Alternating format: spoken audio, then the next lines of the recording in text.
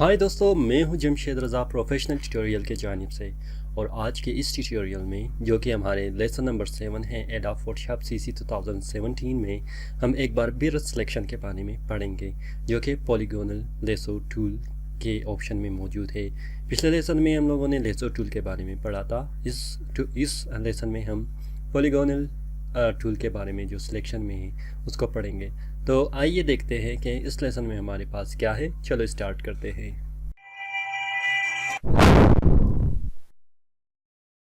यहाँ पर मेरे पास एक ये इमेज है जो स्ट्रेट फॉरवर्ड है और मेरे पास एक और इमेज है जो यहाँ पर ये है।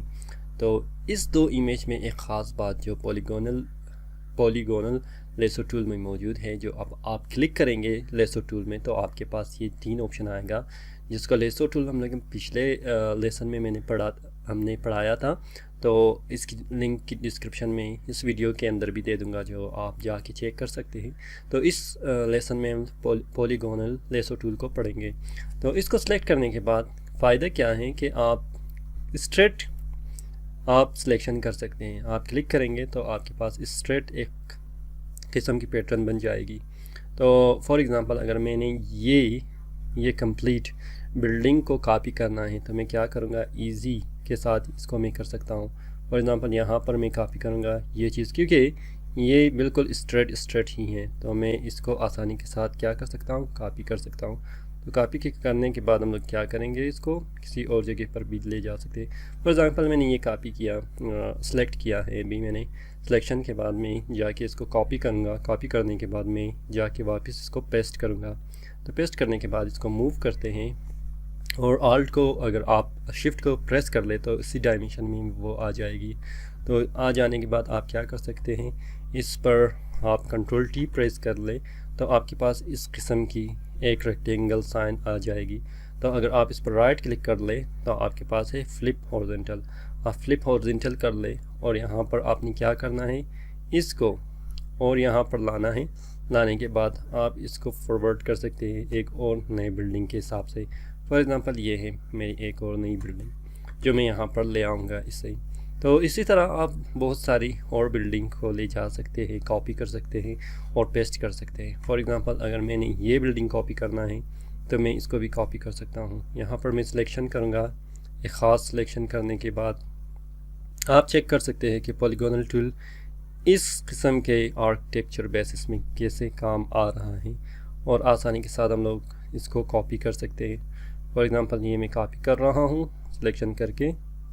तो कॉपी करने के बाद हम लोग यहाँ पर सिलेक्ट करेंगे, यहाँ पर सिलेक्ट करेंगे और रफली मैं कर रहा हूँ। अगर आप इसको टाइम दे दे तो आप काफ़ी आसानी के साथ इसको कॉपी कर सकते हैं। जूम आउट करूँगा मैं। जूम आउट करने के बाद इसे कॉपी करूँगा। कंट्रोल C शॉर्टकट है। सिलेक्शन हम लोग इसी लेयर को ही करेंगे। कंट्रोल C इसकी शॉर्टकट है। कंट्रोल V पेस्ट और इसकी कॉपी करने की शॉर्टकट है। तो ये मैं ले आ रहा हूँ इसको। फॉर एग्ज़ाम्पल मैं लाऊंगा यहाँ पर और लाने के बाद इसको मैं जूम आउट करूँगा तो इसको लाएंगे इस बिल्डिंग के पास सेंटर में। तो आप देख सकते हैं फॉर एग्ज़ाम्पल अगर मैं यहाँ पर इसको ले आऊँ नीचे ये चीज़, तो आप चेक कर सकते हैं इसकी हम लोगों ने काफ़ी यहाँ पर ले आया और इस बिल्डिंग की काफ़ी हम लोगों ने यहाँ पर लाया इस लेयर में, ये लेयर जो हमारे पास मौजूद है। तो इस तरह की इमेजेस को आप पॉलीगोनल टूल के साथ आसानी के साथ क्या कर सकते हैं, कॉपी कर सकते हैं। फॉर एग्ज़ाम्पल अगर मैं आ जाऊँ, ये जो है हमारे पास एक और इमेज, इसमें जो ये डोर है इस डोर को मैंने सेलेक्ट करना है। तो सिलेक्शन करने के लिए मैं क्या करूँगा, फॉर एग्ज़ाम्पल यहाँ से सिलेक्शन करूँगा।